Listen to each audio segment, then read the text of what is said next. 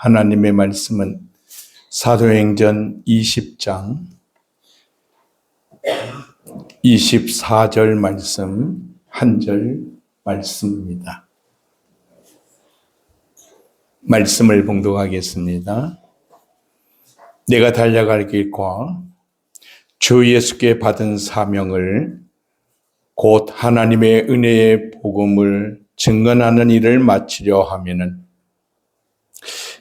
나의 생명조차 조금도 귀한 것으로 여기지 아니하노라. 아멘. 기도 올리겠습니다.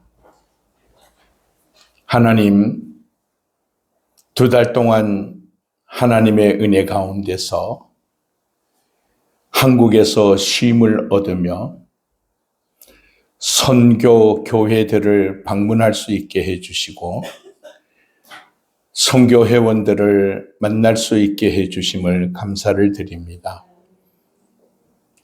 이제 하나님의 은혜 가운데 출국을 앞두고 오늘 기쁨이 넘치는 교회에서 선교 헌신 예배의 말씀을 선포할 수 있는 은혜의 시간을 주셨사오니 부족한 종을 주님의 도구로 사용하시고 왜 오늘 선포되는 말씀을 주님께서 허락하셨는지 우리들 가운데 주의 영이 함께 하시어 하나님의 깊은 뜻을 마음에 깨달음을 갖고 다짐과 결단과 고백을 통하여 섬기는 교회뿐만 아니라 앞으로 장래에 저들이 모두 하나님 나라를 위하여 선교에 동참하는 거룩한 손이 되어지기를 간절히 원합니다.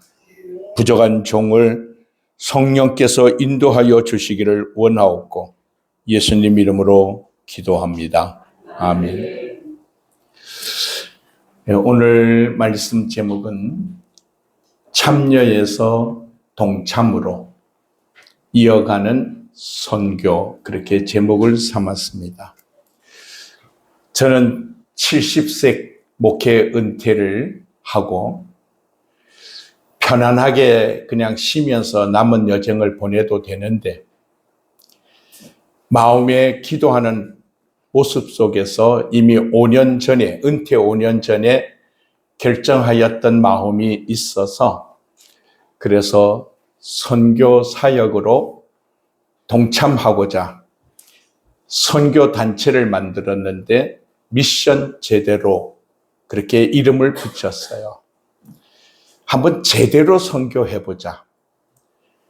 그래서 현장에 가서 무엇이 필요한 것인가를 눈으로 보고 동참하고 거기에 선교비를 사용하고 그래서 조금도 허탄한데 쓰지 아니하고 주의 일에만 오직 쓸 수 있는 모습으로 그런 목적 속에서 시작을 하였습니다. 그리고 선교 회원들에게 저희가 사용하는 모든 집행에 관한 예산, 결산을 그대로 다 매달 보내드립니다.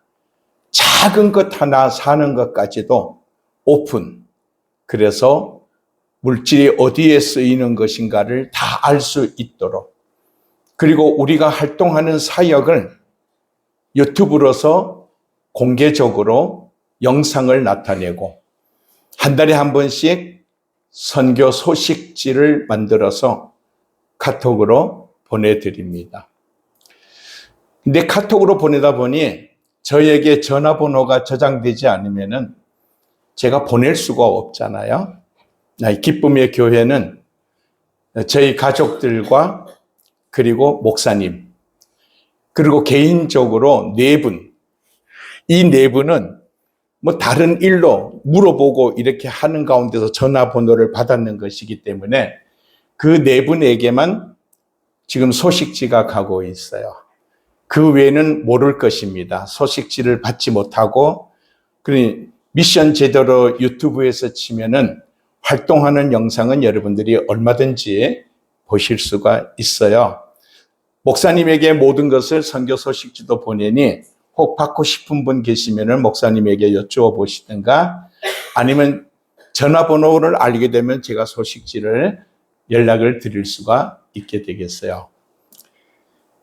일기 사역을 하면서 낯선 곳에 가서 참 덥더라고요. 숨이 턱턱 막히는데 어떻게 감당할 수 있겠느냐. 그런 모습에서 어려움을 많이 겪는 가운데도 일단은 캄보디아가 어떤 모습인가 그냥 살펴보는 것이 중점이고, 그리고 우리 사역지를 어디다가 했으면 좋겠느냐.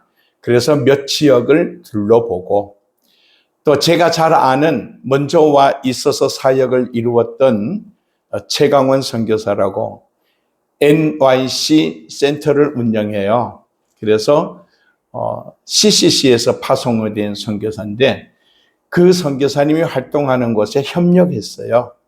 그래서 주일날이 되면은 7지역에 예배가 있어요. 어린이들을 초등학생들 7지역을 이렇게 돌면서 예배를 드리는데, 거기 우리가 다 동시에 갈 수가 없으니 2군데 다니면서 예배를 같이 도와드리고 협력했어요. 그리고 청소년들이 토요일에 집회가 있는데 거기 참여하여서 협력을 했어요. 그리고 매주 금요일 되면은 이제 축호 전도를 나가요. 그러니까 집집마다 방문하여서 전도하는 축호 전도를 하는데 같이 동참해서 하게. 저는 언어가 소통이 안 되니 옆에서 기도하고 동참하고, 또 저희들이 간식을 준비해서 그때그때마다 공급해주고 그렇게 지내왔어요. 그런 모습 속에서 이제 2기를 맞이할 때는 센터를 마련했어요. 센터를 마련할 때에 NIC와 같이 공동으로 3층 건물을 임대했어요. 그래서 미션에서 1층, NIC에서 2층, 3층 이렇게 구입하는 것으로 해서 같이 공동으로 사용을 하는데, 3층은 게스트룸과 그리고 학생들이 집에서 거할 수 없는 학생들을 거할 수 있는 학사관으로 운영을 하고 있고, 2층은 교육센터로 NIC에서 영어, 중국어 교육을 하고 있고 저는 한국어 교육을 하고 있어요. 그리고 1층에서는 모든 청소년들의 활동을 자유롭게 하고 예배를 드리고 이런 모습적인 공간으로 활용하고 있어요. 그래서 저희들도 작은 일이지만은 센터에서 청소년들과 같이 함께하는 모습에서 지내다가 하나님의 은혜 가운데서 시골에 저희들이 있는 곳에서 자동차로 1시간 10분 거리에 떨어져 있는 로렌 학교가 있어요. 초등학교인데요. 전교 학생이 한 120여 명 됩니다. 근데 그 로렌 학교를 설립하였던 인도 목사님, 그리고 미국의 로렌이라는 기타를 가르쳐주는 선생님, 이 2분이 그 학교를 만들었는데, 로렌이라는 선생님은 미국에 가서 질병으로 돌아가셨고, 로사라는 인도 목사님은 코로나 질병 확산 때에 현장에서 돌아가셨어요. 그래서 그 학교를 운영할 수 있는 매개체가 없어요. 그래서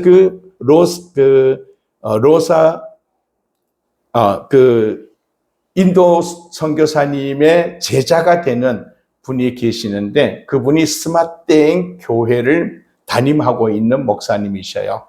그래서 그분이 그 유지를 받들어서 이 학생들에게 예배를 드리고 복음을 전해야 되겠다. 그래서 매주 토요일만 되면은 자기네 교회에서 40분 거리 되는 여기를 시골 비포장된 거리를 가서 예배를 드리고 학생들과 생활을 하고 돌아와요. 그런데 가장 문제점이 뭐냐면 학생들에게 줄 수 있는 간식도 부족하고 여러 가지 지원하는 것이 없다는 것이래요. 어려움을 겪어요. 그래서 그것을 마침 우리와 연결이 되어져서 미션에서 그러면 매달 200불을 지원하는 걸로 하겠습니다. 그리고 우리가 한 달에 한 번씩 거기에 가서 같이 동참하는 걸로 하십시다. 그래서 그런 관계를 가지고 로렌에 있는 학생들을 직접적으로 만남이 이루어지는 모습이 되어졌어요. 학교를 가서 살펴보니 제일 큰 문제가 뭐냐면은 책상과 걸상이 25년 이상 썼는 거라서 책상과 걸상이 다 부서지고 엉망이래요.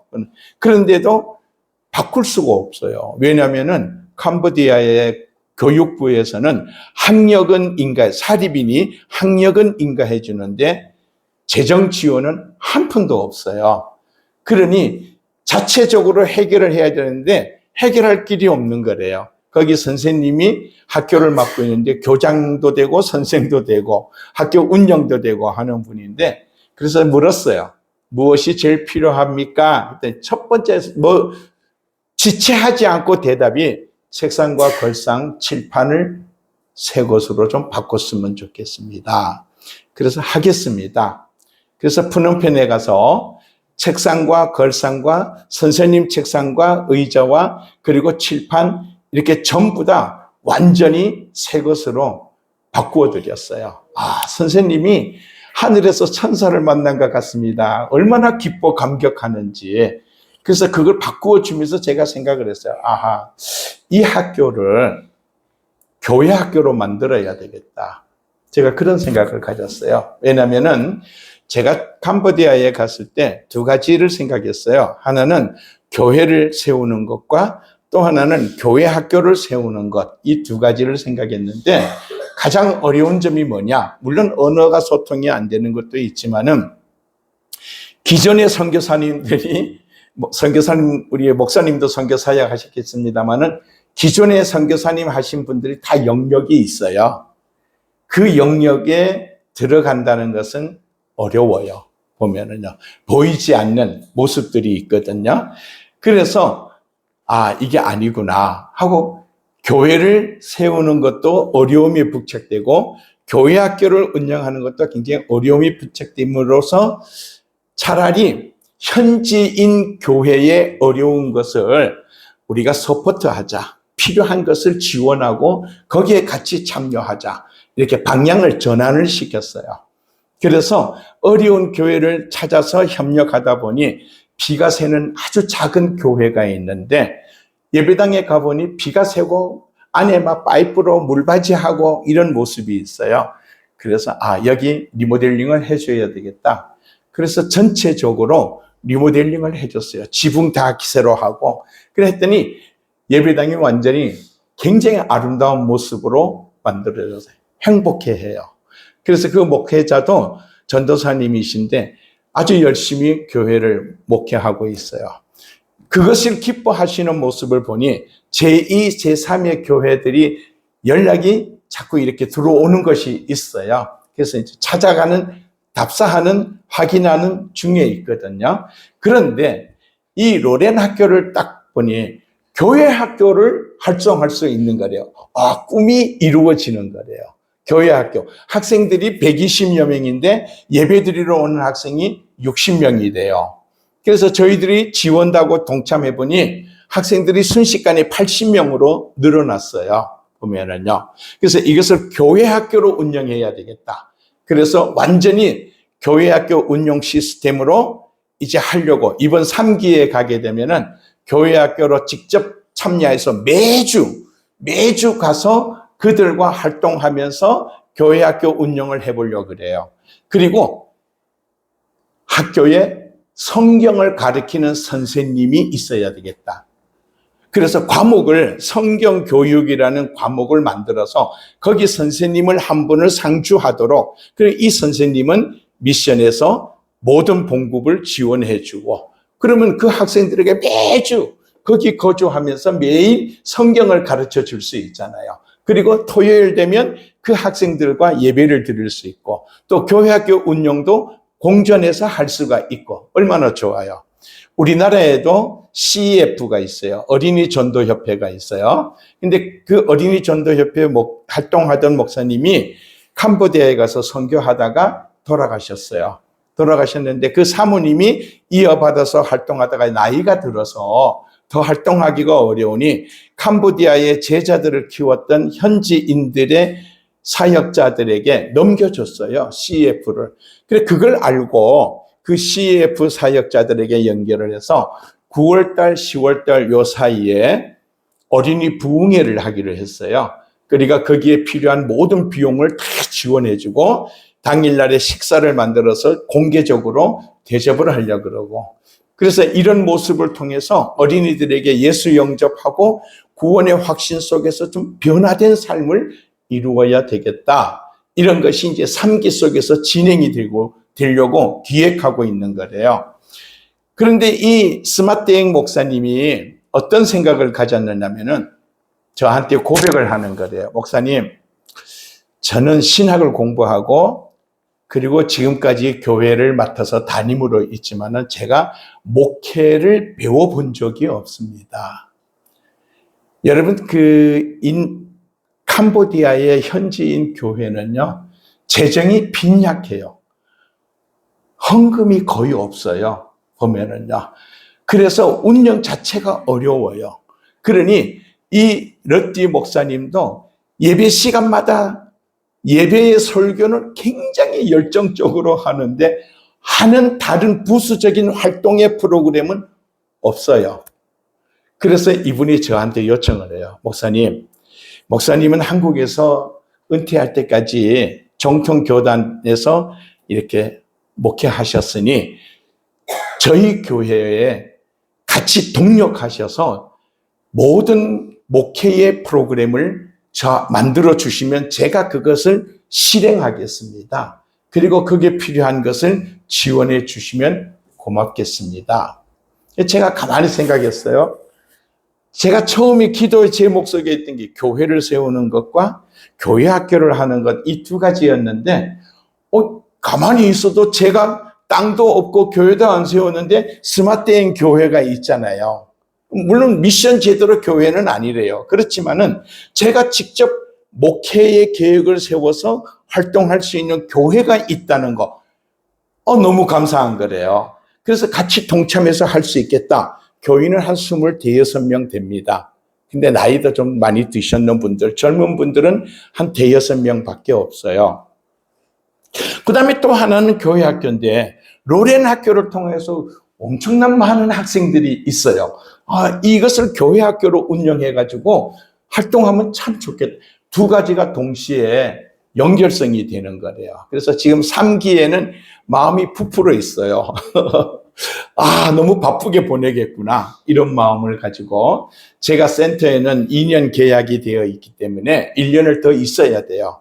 그리고 2년 끝나고 나면은 아마 활동이 된다면 스마트행 지역에 가까운 곳으로 센터를 옮겨서 본격적으로 활동을 좀 더 크게 이루어 갈 수 있지 않겠나, 그런 마음입니다. 여러분 기도를 좀 해주시면 고맙겠어요.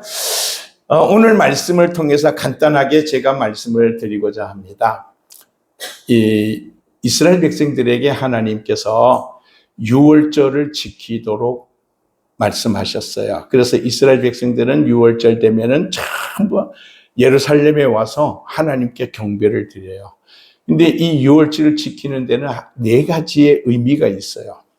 첫째는 뭐냐면은 애굽에서 너희들을 구원하여 이끌어내셨는 분이 하나님이다. 하나님. 이걸 알아야 돼요. 하나님이다. 두 번째는 하나님을 잊지 말고 이 구원받은 것에 대해서 감사하는 마음을 가지고 하나님만 의지하고 살아가라. 그걸 주는 메시지래요. 세 번째는 너희 민족을 내가 선택하여 선민이라고 불러낸 이유가 있다는 거래요. 너희만 잘 먹고 편안하고 이렇게 하는 게 아니고 이제 너희들을 이끌어 구원받아 땅을 주시고 나라를 주시고 이걸 세우는 목적은 너희가 모든 열방을 하나님께로 너희가 이끌어야 할 책임이 너희에게 있는 것이다. 그걸 주어지는 거래요. 네 번째는 이것은 명령이다. 하나님이 명령으로 반드시 이 6월절 절기를 지켜라. 그렇게 말씀하셨어요. 그러니 이 6월절이라는 것은 단순히 그냥 와서 지키고 가는 습관적 모습에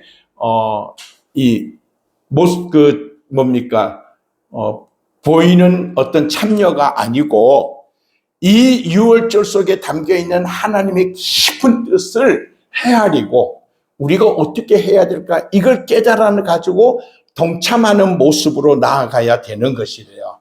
그런데 예수님께서 유월절 들어갈 때 많은 유대인들이 환영하잖아요. 대단하죠. 환영의 물결이요. 그런데 그들이 환영하는 그 마음은 예수님과 동떨어져 있는 모습이었어요. 저들은 눈에 보이는 현실에 로마의 억압 속에 있는 이 나라를 다윗과 같은 왕이 오셔서 이 나라를 구하여 지상에 다윗과 같은 왕국을 세워주기를 바라는 마음이 있죠. 그런데 예수님께서는 이 세상에 오셨는 목적이 이 현실에 있는 세상과 유대인들만을 위한 것이 아니잖아요. 나를 보내신 이의 뜻이 있다는 거예요. 나를 보내신 이의 뜻. 그 나를 보내신 이의 뜻이 뭐냐면은 온 백성, 온 인류의 모든 백성을 죄에서 죄의 문제를 해결하고 그들을 구원하여 영원한 생명을 주어서 에덴 동산에 하나님 처음 인간을 창조하실 때 영원한 생명으로 함께 있게 하려고 만드셨던 그 하나님의 본질적 모습을 회복시켜 놓는 것, 이게 예수님이 이 땅에 오신 목적이래요. 그런데 그 목적에 벗어나는 모습의 환영의 물결, 예수님은 거기 마음을 두지 않으셨어요. 비본질에는 마음을 뺏기지를 않았어요. 오직 예수님께서는 본질의 모습만을 바라보고 그 길을 향하여 나가는데 그 길은 고난과 죽음이라는 것을 감당해야 되는 모습이었어요.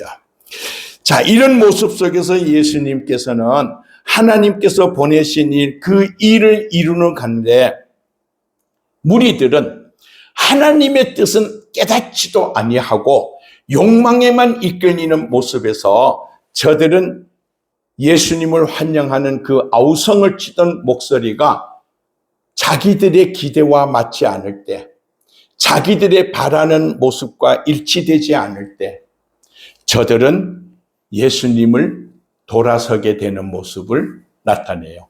심지어는 예수님을 죽이라고 아우성을 치는 모습이 되고 있어요.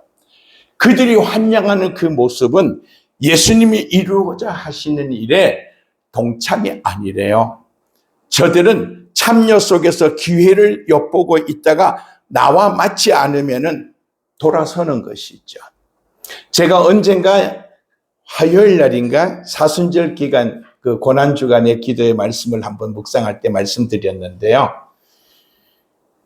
베드로가 예수님이 주는 그리스도시고 살아계신 하나님의 아들 이렇게 고백을 했어요. 그래서 이걸 알게 한 것은 하나님이시다고 예수님께서 그 고백에 대한 대답을 내려주시면서 내가 이 반석 위에다가 교회를 세우겠다고까지 말씀을 주셨어요. 그리고 예수님이 바로 이어서 주신 게 뭐냐면은 내가 예루살렘에 가서 고난받고 죽고 3일 만에 살아난다. 이 말씀을 주셔요. 그때 베드로가 예수님을 붙들고 제자들과 동떨어진 곳으로 가서 예수님에게 이렇게 말하죠. 절대 그런 소리 하지 말아요. 그렇게 말하면 안 됩니다. 그때 예수님이 주신 말씀이 있어요. 사탄아, 물러가라. 너가 사람의 생각을 가지고 하나님의 일을 막으려고 하고 있다. 그렇게 말하죠. 여러분, 베드로도 그런 생각이었었어요. 지금 여기 환영하는 물결의 사람들이 똑같아요. 자기의 기대에 맞으면은 따라가면서 지켜봅니다. 그러다가 기대에 안 맞으면은 가차없이 돌아서 버려요. 오늘 신앙의 모습의 사람들도 이런 존재의 모습이 머물고 있는 자들이 있어요. 그분들은 참여래요, 참여. 근데 신앙은 참여에서부터 시작이래요. 그게 나쁘다는 것은 아니래요. 왜? 처음에 다 그런 모습에서 출발해요. 그래서 이 참여 속에서 기회를 엿보죠. 베드로도 기회를 엿보죠. 예수님에게 큰 소리를 치고 자신 있게 말하지만은 기회를 엿보다가 예수님 3번 부인해 버려요. 그리고 예수님을 배신하고 돌아가 버려요. 그게 베드로였어요.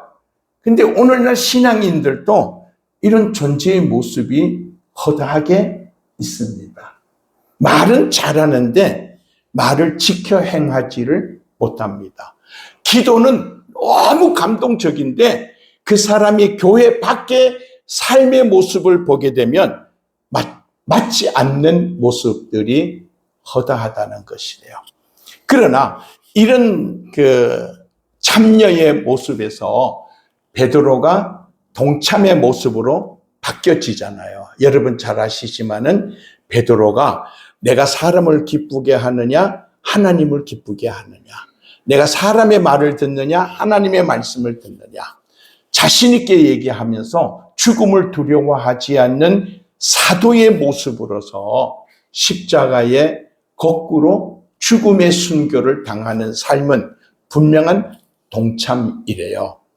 참여에서 동참으로 이어갔다는 모습을 우리가 알아야 되는 거래요. 그 말은 오늘 우리의 신앙의 자리도 참여에만 머물러 있으면 안 되고 이 참여에서 동참의 모습으로 이어갈 수 있는 삶이 돼야 되는 거래요. 선교도 마찬가지래요. 참여의 모습에서 기회를 엿보고 있어요. 우리가 목사님께서 선교합시다 하면 흉내만 참여하는 거래요. 안 할 수가 없으면 참여하게 되죠. 모양만 내는 것이 이게 참여의 모습이래요. 근데 참여에서 동참으로 바뀌어지는 순간에 뭐가 다르느냐? 내가 해야 할 바가 무엇인가? 그 멍에를 자기가 짊어지는 것이래요. 멍에를 짊어지는 데에는 희생이 오는 것이고 고통이 오는 것이래요. 그런데 그게 주를 위한 것이기 때문에 낙심하지 않아요. 두려워하지 않아요. 그런데 그 참여의 모습이 되어서 나아갈 때 하나님께서 감당할 수 있는 권능과 능력을 허락하여 주신다는 것 믿으시기 바랍니다.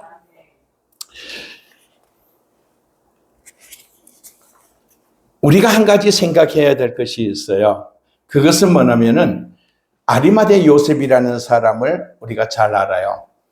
그 사람은 사회적인 신분에 보면은 사내들인 공회의 공회원이래요. 굉장히 높은 지위에 있다고 보는 거죠. 그런데 이 아리마대 요셉은 또 하나의 모습이 성경에 부자라고 나오고 있어요. 그런데 이 부자였던 아리마대 요셉이 예수님이 십자가에 못 박혀 죽으실 때 찾아가서 예수님의 시신을 장례하기 위해서 내어달라 하고 요청을 해요. 자, 예수님을 십자가에 못 박아 죽였는 장본인들이 누구냐면은 사내들인 공회원인들이래요. 그들은 종교적인 재판을 하는 사람이잖아요. 그들이 재판을 해서 예수님을 죽이자고 하는 거래요. 물론 빌라도가 사형 선고를 내림으로 인해서 집행이 되지만은 유대인들의 종교적인 재판에서는 사내들인 공회원이 먼저 예수님을 죽여야만 된다 결정을 했어요. 우리나라로 한번 돌이켜 볼게요. 당에서 이렇게 해야 된다 하고 결정을 탁 내렸는데 그 당원의 최고위원에 있는 사람이 그 뜻에 역행하는 모습을 요구한다는 것은 어떻게 돼요?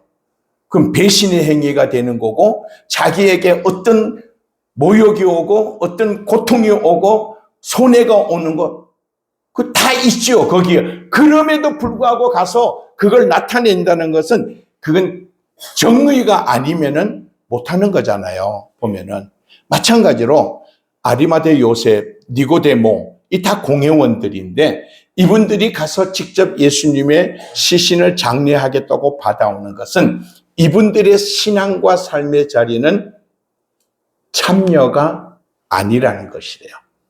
이분들은 나에게 어떤 희생의 대가가 오고 어떤 고통이 오고 어떤 아픔이 온다 하여도 내가 이 순간에 내가 주를 위하여서 해야 할 것이 뭔가를 깨달은 그 사명감이 앞섰을 때에는 동참으로 행동을 선택한다는 것이래요.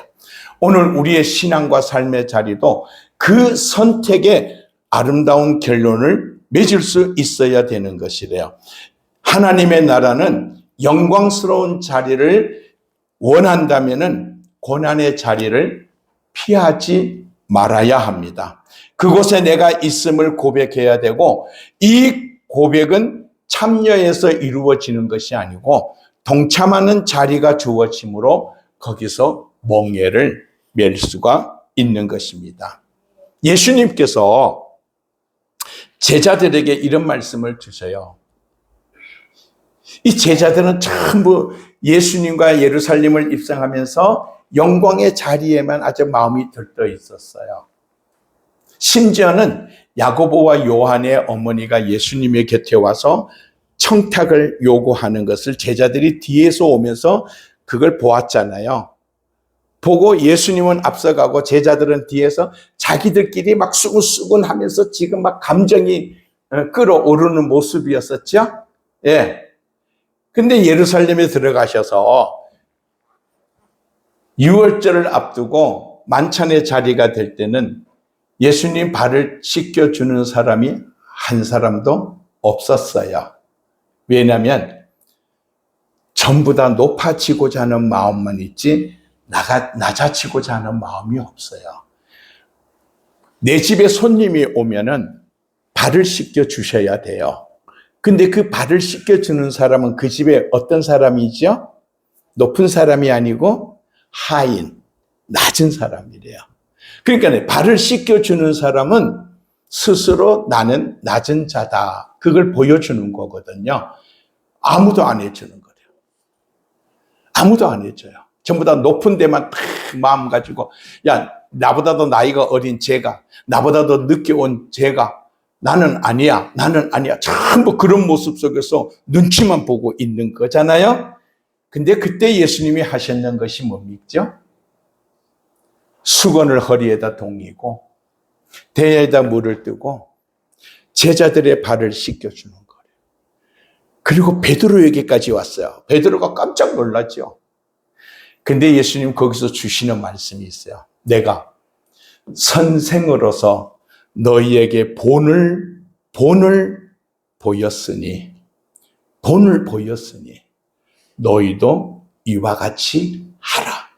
바꿔 말합니다. 내가 선생으로서 너희에게 동참하였으니 너희도 이렇게 동참하라. 그 말이에요. 눈치를 보지 마세요. 기대를 내 생각과 안 맞다고 멀어지는 모습이 되지 마시고 주님의 뜻이 무엇인가를 항상 생각하는 가운데서 내가 본을 보여야 되겠다. 그 마음속에 동참하는 자의 마음으로 멍에를 매십시오. 그걸 누가 알아주느냐? 주님이 알아줍니다. 다른 사람은 오히려 그거 생각 안 해요. 그런데 주님은 기억하고 계시는 것이에요. 오늘 여러분들이 그 동참자의 모습에서 주님 앞에 인정받을 수 있는 삶이 되면 참 좋겠어요. 유월절이라는 것은 고통 속에 있는 하나님의 택한 백성들을 약속의 땅으로 인도하기 위하여서 모세라는 사람을 동참자로 이끌어내셔서 그 모세를 통하여 하나님께서 구원을 완성시켜 주신 것이 애굽에서 탈출된 유월절의 역사의 결과래요. 십자가의 사건은 무엇이죠? 십자가의 사건은 하나님의 백성들이 죄에서 죽을 수밖에 없는 그 고통, 이 죄를 해결할 수 없는 그 모습을 하나님께서 예수 그리스도를 보내셔서, 예수 그리스도 하나님이시잖아요. 하나님이 육신의 몸으로 이 땅에 오셔서 부르기를 우리가 예수 그렇게 부르는 거잖아요. 예수님께서 오셔서 이 죄의 문제를 해결하는 거래요. 그리고 죽음의 문제를 해결하는 거래요. 그리고 나로 말미암지 않고는 이제 영생의 길이 없다는 것을 알려주셔요. 이걸 완성시켜 주도록 이끌어내셨던 분은 하나님이셔요. 하나님은 이처럼 동참하는 자를 통하여서 역사를 만들어 가시는 거예요. 갈라디아서 2장 20절에 내가 그리스도와 함께 십자가에 못 박혔습니다 하는 이 고백이 뭡니까? 내가 그리스도와 함께 십자가에 못 박혔습니다 하는 이 말은 동참이래요. 동참. 나 옆에서 구경하고 지켜봤습니다. 그게 아니래요. 내가 그리스도와 함께 십자가에 못 박혔습니다. 그래서 내 안에는 그리스도께서 살아 계시는 것입니다. 동참자의 확신 고백이 있죠.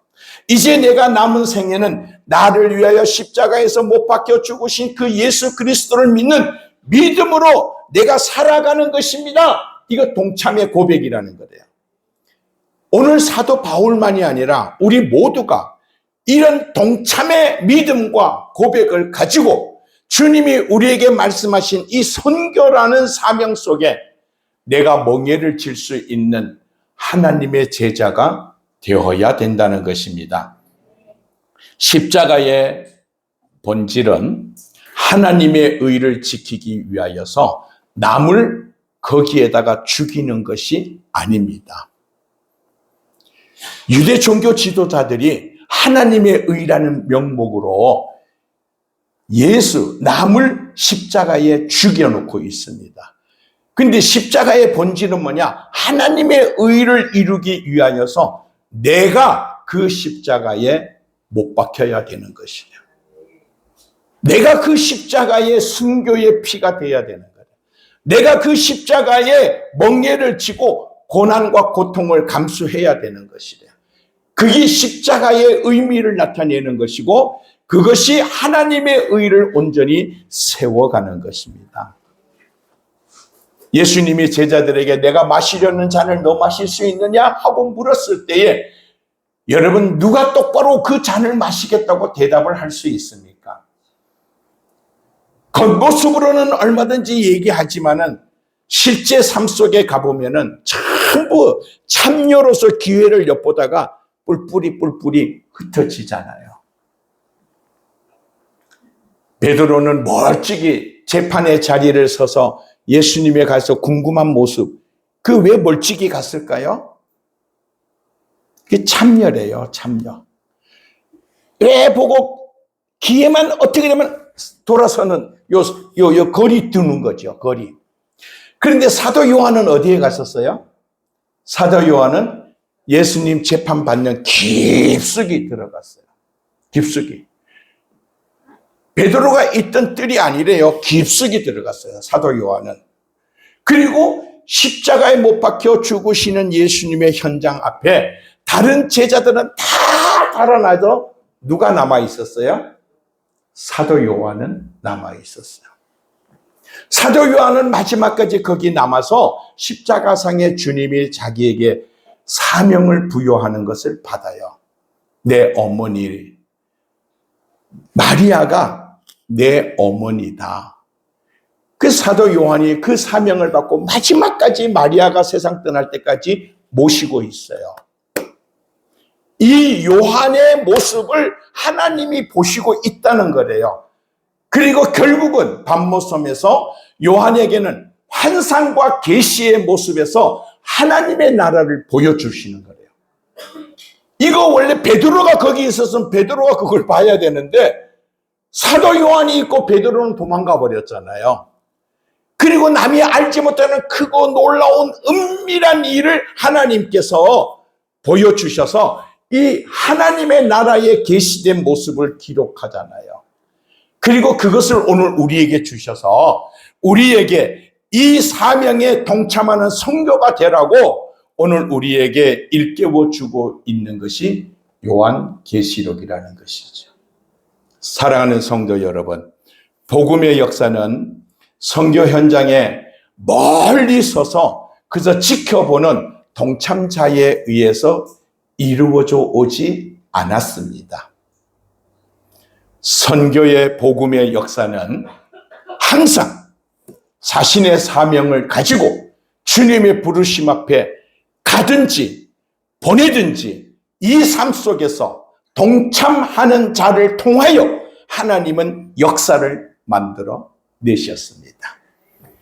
오늘 이 교회도 마찬가지입니다. 많은 사람 가운데는 아직도 참여에만 머물고 있는 모습이 있을 겁니다. 그러나 주님이 원하심이 무엇인지를 깨달으시기를 바랍니다.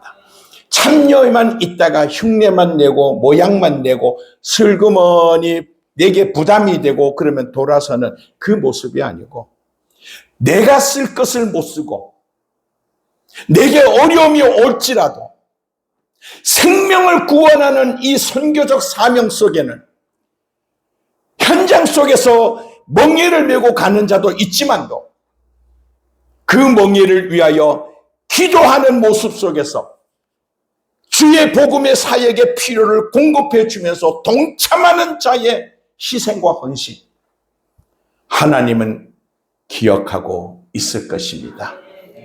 내 잔을 너도 마시겠느냐 하고 물으시는 주님 앞에 저와 여러분 모두 이렇게 고백하면 좋겠어요. 내가 달려갈 길과 주 예수께 받은 사명, 곧 하나님의 은혜의 복음을 증언하는 일을 마치려 하면은 나의 생명 조금도 귀한 것으로 여기지 않겠습니다. 기도하십시다. 하나님, 복음의 사역은 미약한 자를 통하여서 하나님께서 크고 강하게 그 역사를 이끌어 가셨습니다. 참여하는 자를 쓰시지 않았고 언제나 부족한 모습 속에서 동참하는 자를 택하여서 하나님은 그 사역을 나타내어 온 땅에 주의 복음이 심어질 수 있고 주님이 오시는 그날을 준비하며 살아갈 수 있게 역사를 이끌어 오셨습니다. 지금도 곳곳에 주의 복음의 사역이 진행되고 있습니다. 이 사역 속에 보냄을 받은 자가 있고 보내는 자가 있습니다. 모두가 중하고 소중한데 하나님, 물론 우리 대한민국의 구원받을 자들에게 복음 전하는 것도 중요하지만 온 천하 만민에게라는 주님이 주신 명령 앞에 이 역사를 이끌어내셨는 분은 오직 주님이시라는 것, 너희가 거저 받은 것이 아니니 그 은혜에 감사하는 마음을 가지고 너희가 하나님의 뜻을 행하려 부르심에 응답하는 자가 되라고, 그리고 너희를 통하여 세계 모든 민족을 하나님께로 이끌어내라고 우리에게 사명을 부여해 주셨사오니 오늘 기쁨이 넘치는 교회 성도들도 참여 속에 있던 자는 동참으로, 동참 속에 있는 자는 더 하나님 부름 앞에 고백할 수 있는 삶의 자리가 회복되게 하여 주옵소서. 예수님 이름으로 기도합니다. 아멘.